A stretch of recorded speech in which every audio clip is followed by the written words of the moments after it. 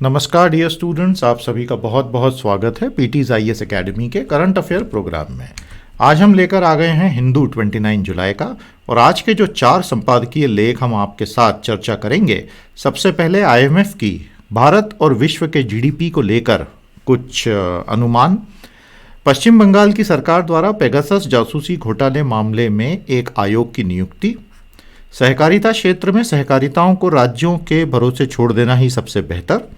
और finally Japan की स्कूली शिक्षा पद्धति में चीतोकुताई नाम के सिस्टम का एक आकलन। बहुत प्यारे एडिटोरियल्स हैं, आपको मज़ा आएगा।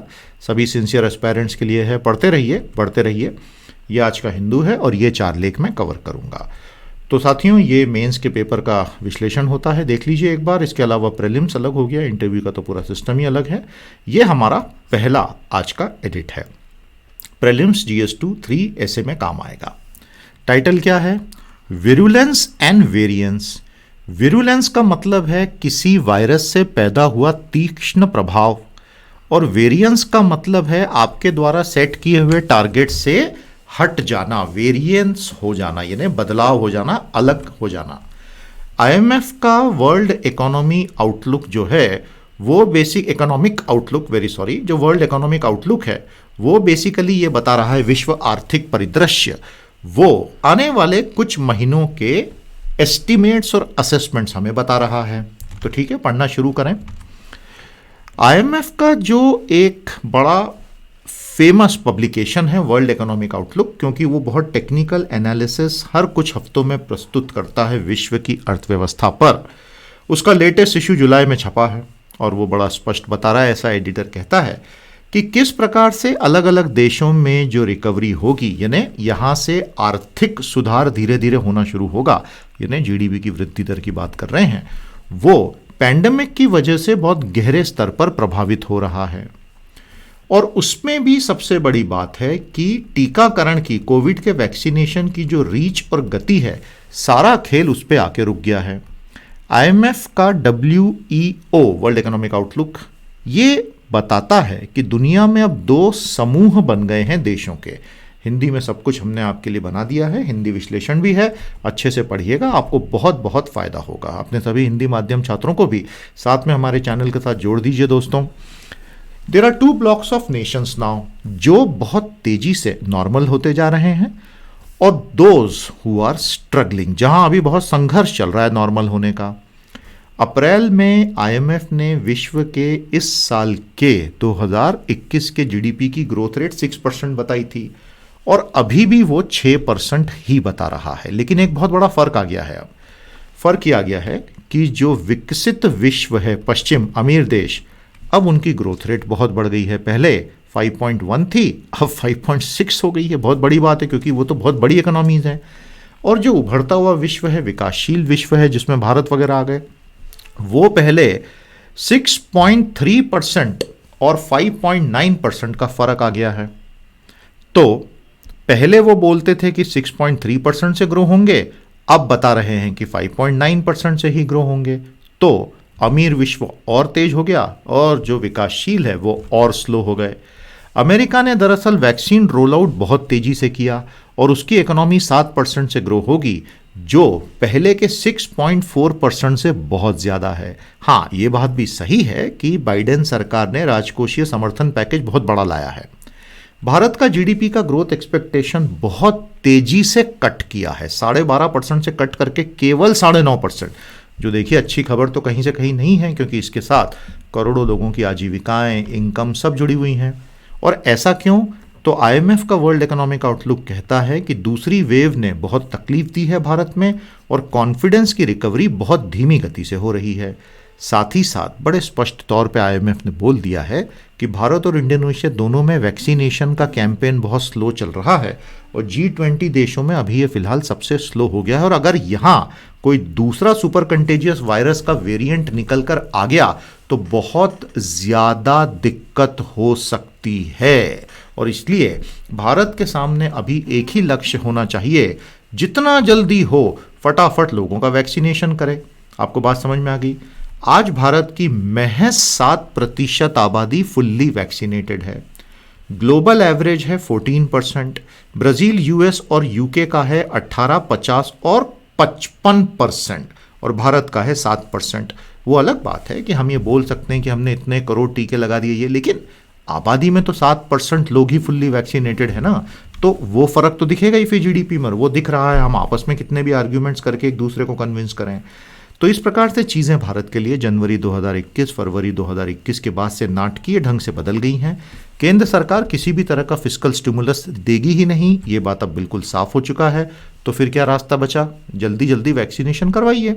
तो आपके शहर में, आपके क्षेत्र में अभी वैक्सीनेशन की क्या खबर है, हमारे साथ कमेंट थ्रेड में ज़रूर शेयर कीजिएगा। लेकिन वैक्सीनेशन बहुत तेज़ होगा ऐसा निकट भविष्य में होता नहीं दिख रहा है, और अगर नहीं हुआ तो भारत उसकी बहुत बड़ी कीमत चुकाएगा। ये बिल्कुल आईएमएफ की वर्ल्ड इकोनॉमिक आउटलुक ने साफ बता दिया है।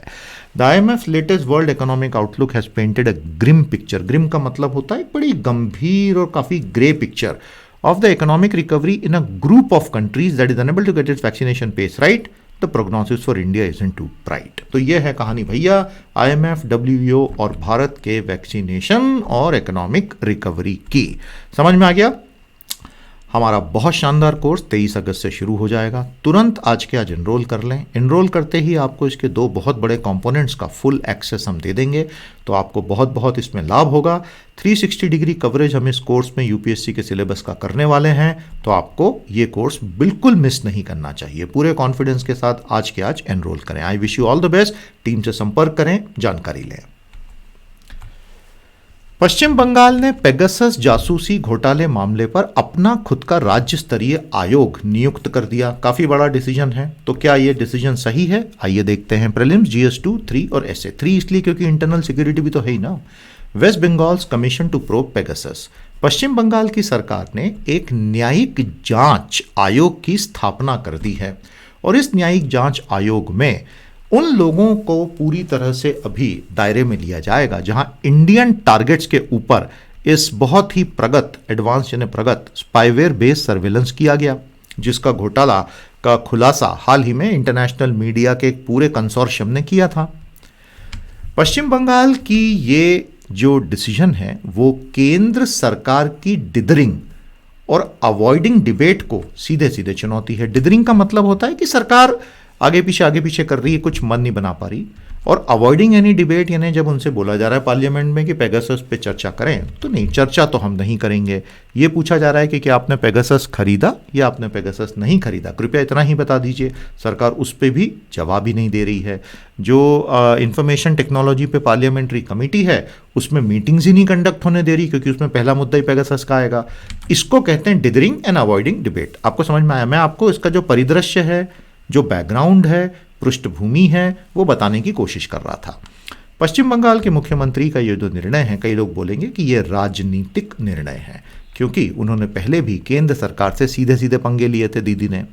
लेकिन क्योंकि केंद्र किसी भी तरह की जांच बिठाने से साफ इनकार कर रहा है, और ये मामला बेहद गंभीर है जो हमारे लोकतंत्र से सीधे जुड़ा हुआ है, लोकतंत्र का मर्म है ये, तो पश्चिम बंगाल का ये डिसीजन कानूनी रूप से और राजनीतिक रूप से अचानक ही महत्वपूर्ण हो गया है। केंद्र सरकार ने जो ऑफिशियली अभी तक कहा है वो ये है कि भारत में अवैध जासूसी पॉसिबल ही नहीं है, और हम हाँ या ना तो नहीं बताएंगे कि हमने खरीदा कि नहीं।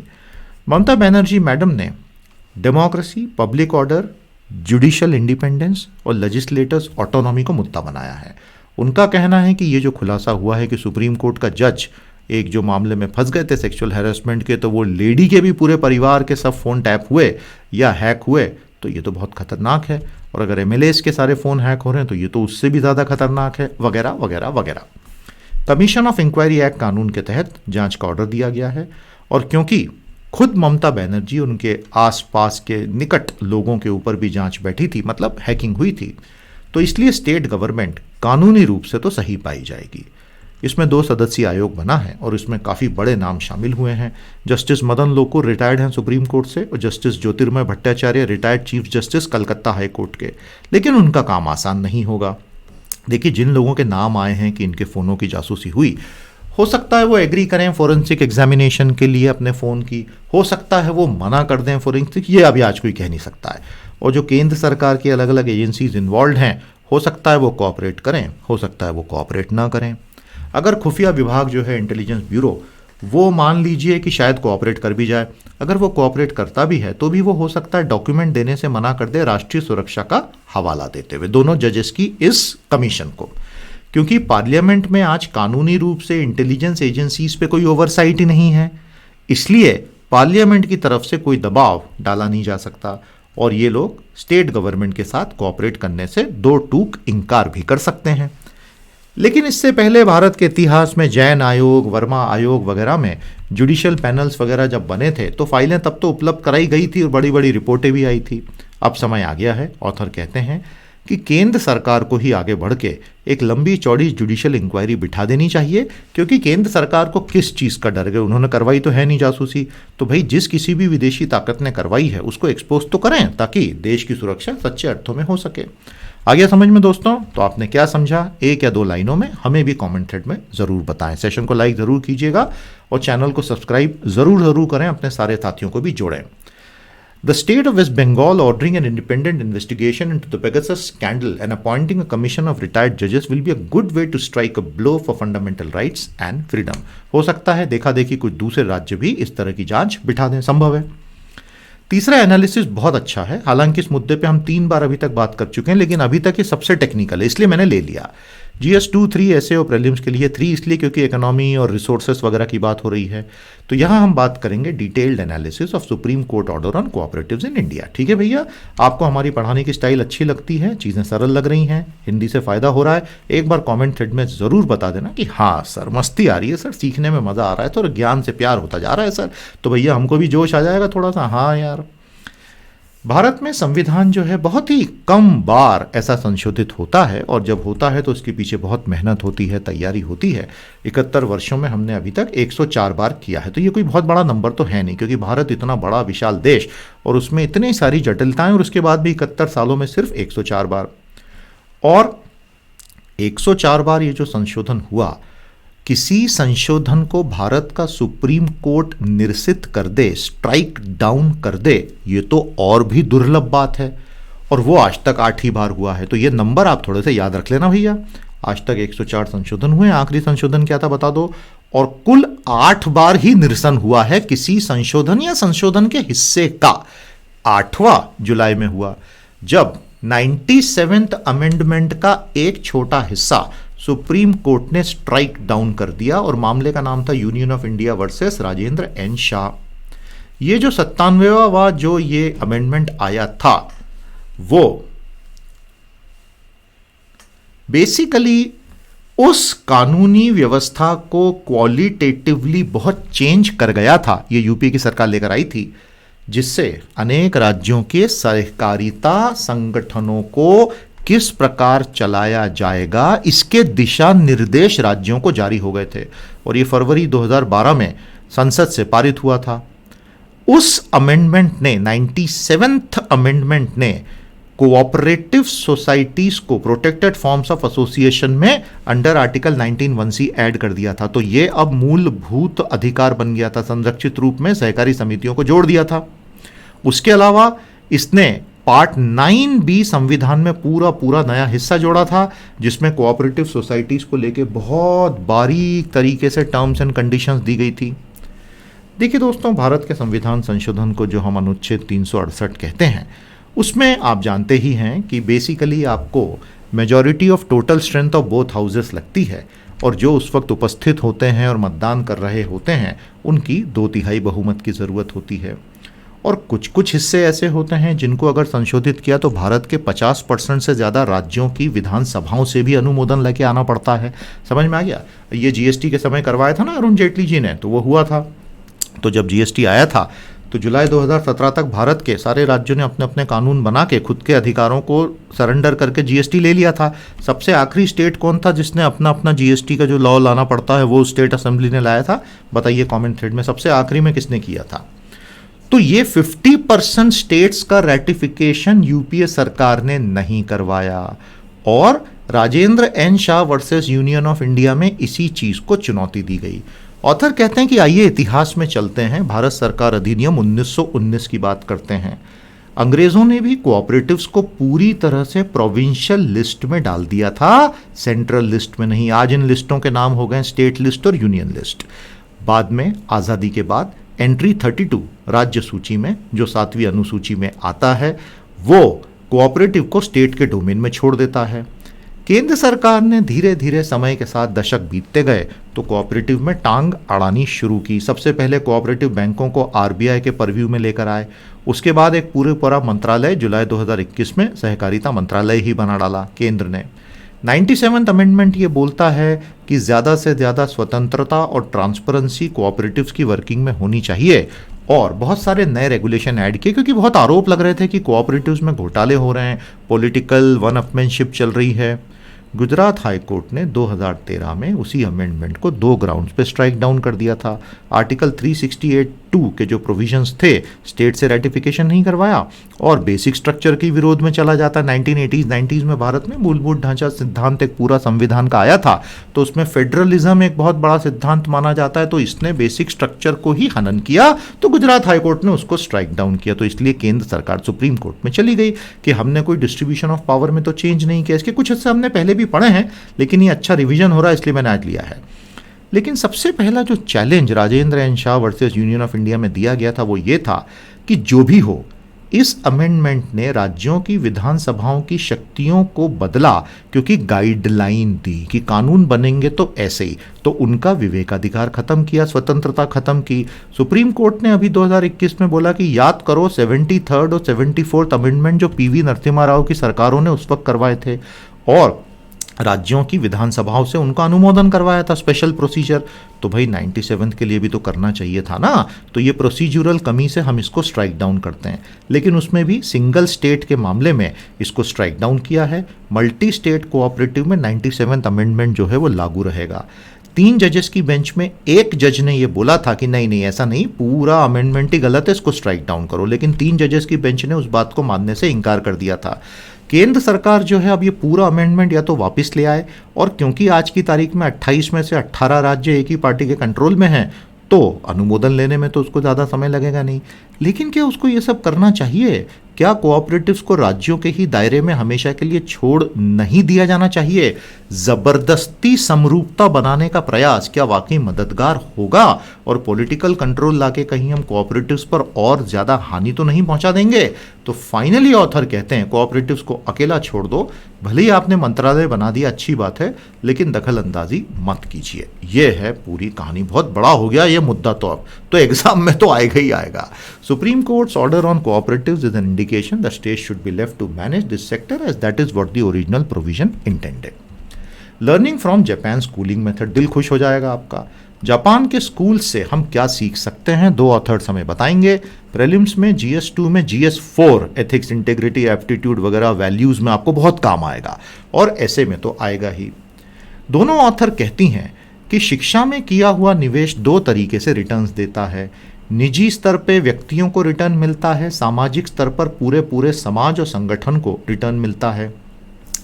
किस प्रकार का प्रतिफल या रिटर्न मिलता है? तो वो कहती है कि रिसर्च से पता चलता है कि निजी लोगों को मिलने वाला रिटर्न, आप जितनी ज़्यादा शिक्षा लोगे उतना रिटर्न बढ़ता जाता है, और समाज को मिलने वाला रिटर्न, एलिमेंट्री स्कूल में अगर बहुत अच्छा निवेश किया तो समाज को सबसे अच्छा रिटर्न मिलता है एलिमेंट्री स्कूल लेवल पर। क्योंकि अगर शिक्षित नागरिक अपनी अलग अलग कतारों में शांति से खड़े रहते हैं, बाथरूम्स को सही ढंग से यूज़ करते हैं, हाथों को साबुन से धोते हैं, पब्लिक प्रॉपर्टी को प्रोटेक्ट करते हैं, तो कहीं ना कहीं एक क्लीन, हैप्पी, हेल्दी सोसाइटी बनती है। और ये वो आदतें हैं जो एलिमेंट्री स्कूल में बच्चों में बहुत अच्छे से विकसित की जा सकती हैं। ये कोई सीनियर एडल्ट लेवल पर पोस्ट ग्रेजुएट एजुकेशन में तो हो नहीं सकती, और इसलिए ये होना चाहिए।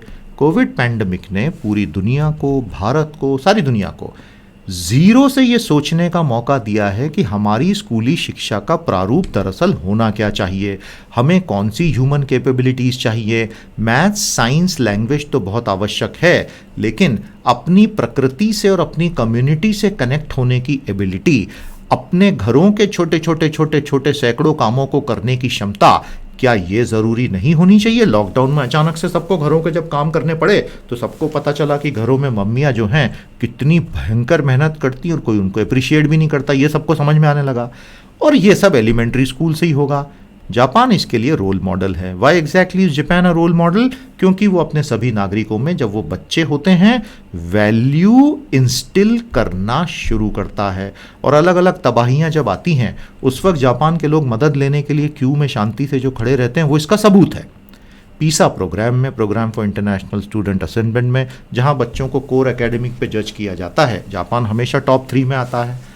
Japanese MEXT, Ministry of Education, Culture, Sports, Science and Technology जो है उसको मेक्स्ट कहते हैं, वो क्या कहता है कि नॉन कॉग्निटिव एलिमेंट बहुत इंपॉर्टेंट होते हैं। और ची तोकुताई, ये जो फिलॉसफी है, ये जापान के स्कूलिंग को परिभाषित करती है।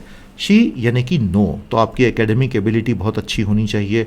तोकु यानी कि वर्च्यू, अच्छी आदतें, माइंडफुलनेस, डिसिप्लिन, कोऑपरेशन। ताय यानी कि body, physical and mental wellbeing. शी तोकुताय, तो ये आपको चीज़ों को जानना, आपकी अच्छी आदतें बनाना और आपके शरीर को स्वस्थ रखना। जापान ने जो शी तोकुताय है 1970s से लिया और उसमें उसने रट्टे लगाने की प्रक्रिया को ख़त्म कर दिया और एक कैंजाई बनाने की कोशिश की। कैंजाई क्या होता है? संवेदनशीलता। ऐसे बच्चे तैयार करने हैं, जापानियों ने यह तय किया, जो ब्यूटी को अप्रिशिएट करें, नेचर, जस्टिस को अप्रिशिएट करें, लाइफ और लेबर को अप्रिशिएट करें। इसीलिए जापान के स्कूलों में nursery class, first class, second class में बच्चों से क्लासरूम की सफाई करवाते हैं, टॉयलेट की सफाई करवाते हैं, लंच रूम में एक दूसरे को खाना सर्व करवाते हैं, पौधों में पानी डलवाते हैं। तो बच्चे बचपन से इन चीज़ों का सम्मान करना शुरू करते हैं, उसको हिकारत की नज़र से नहीं देखते हैं और बहुत हम्बल हो जाते हैं। बच्चों को एक्सपीरियंशियल और इंडिपेंडेंट थिंकिंग करवाई जाती है ताकि स्थानीय समुदायों में हेल्थ, पॉल्यूशन, वेस्ट डिस्पोजल में बिना डरे वो अपने सुझाव दें। जापान एक सामुदायिक समाज है, कलेक्टिव सोसाइटी है। पश्चिम जो है काफ़ी इंडिविजुअलिस्टिक होता है। जापान की सामुदायिक समाज में फ्री थिंकिंग में कुछ सीमाएं तो हो सकती हैं, लेकिन उनका ये कहना है कि we will win only when the group will win, और इसलिए हम तो ऐसे ही रहेंगे। मैडम कहते हैं ये दोनों ऑथर कि हमने एक बहुत अच्छी चीज़ जापान जाके देखी कि वहाँ क्लास के सबसे कमज़ोर बच्चे को आगे लाने के लिए क्लास के सबसे प्रतिभाशाली बच्चे आगे रहते हैं। ऐसा नहीं है कि मैं सबको कुचल के आगे बढ़ता चला जाऊंगा। सबसे कमज़ोर, हैंडीकैप्ड और इस तरह के बच्चों को हमेशा स्टेज पे आगे लाया जाता है। किसी भी कारण से कोई बच्चा हैंडीकैप हो गया, और ये समाज की संवेदनशीलता में किया गया वो निवेश है जो दशकों तक रिटर्न्स देता है। मज़ा आया दोस्तों, बहुत अच्छी बातें इसमें थी। कुछ कुछ चीज़ें शायद हम भी समय के साथ अडॉप्ट कर सकते हैं।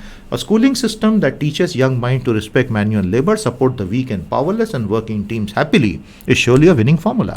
मज़ा आया दोस्तों। तो प्यारे दोस्तों, यूएस सेक्रेटरी भारत आ गए हैं। अब भारत और अमेरिका दोनों ही काफ़ी बड़ी डेमोक्रेसीज़ हैं जहां पर मानव अधिकारों का बहुत सम्मान होता है। उन्हीं वैल्यूज़ पर काफ़ी गहराई में चर्चाएं चल रही हैं। अच्छी बात है। तो चाइना इससे बहुत भड़का हुआ है। चाइना ने ये बोला कि भैया लाइक माइंडेड डेमोक्रेसीज तुम बोलते हो तो तुम क्या कहना चाहते हो कि चाइना अच्छा देश नहीं है? तो वो पैरेलल में अलग ही भड़क रहा है भाई, भड़क रहा है। और पैरेलल में चाइना जो है तालिबान को फॉर्मली रिकॉग्नाइज कर रहा है। वैंग यी साहब खड़े हैं यहाँ तालिबान के रिप्रेजेंटेटिव के साथ, बहुत बड़ी बात है। और बेसिकली इनका यही कहना है, मनी मन जो चाइनीज सोच रहे हैं कि अफगानिस्तान कहीं अड्डा ना बन जाए आतंकवाद का, नहीं तो ईस्ट तुर्किस्तान इंडिपेंडेंस और शिंजियांग को संभालने में पसीने छूट जाएंगे। श्रीलंका के टीचरों ने हड़ताल कर दी कि भैया गोटाबाया राजपक्षा जिन्होंने लिट्टे को निपटाया था तब डिफेंस मिनिस्टर थे, इन्होंने पूरी शिक्षा का मिलिटराइजेशन शुरू किया, हम नहीं करने देंगे।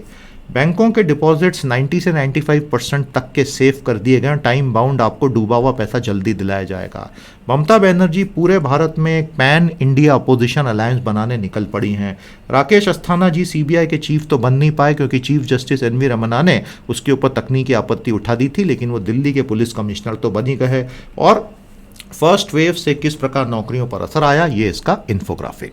हमारे कोर्स की जानकारी लेके एनरोल जरूर कीजिएगा दोस्तों। आज के लिए इतना ही। कैसा लगा सेशन जरूर बताएं। कल आपसे भेंट करेंगे सेशन 38 में। नमस्कार, जय हिंद।